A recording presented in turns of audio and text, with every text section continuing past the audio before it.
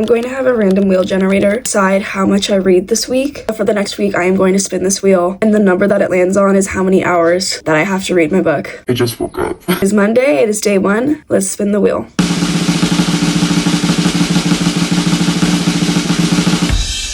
We are starting off strong. We are starting with 5 hours. I have about an hour I can kill before I need to start getting ready for class. So let's make a coffee and get to reading. I am currently reading We Were Never Friends by Kiara Rhoda. I'm about halfway through the book, and if you love Freida McFadden, I highly recommend check out her books. There was a plot twist that just happened that I did not expect. I'm really enjoying this book so far. I read for about 30 minutes. I'm going to get ready for class. I will see you when I come back to this book. I'm now back from class. It is a lot later in the day. I'm going to walk on the treadmill until I finish my book. We will go from there.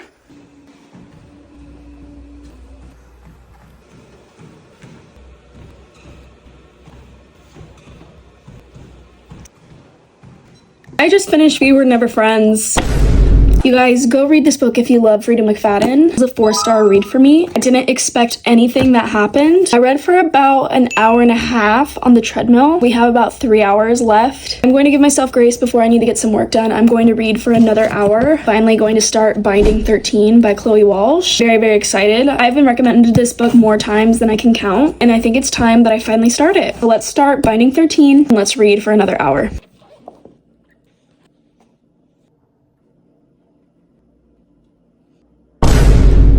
You've heard that this series is so sad, but I didn't think that I was going to shed a tear 4 pages in.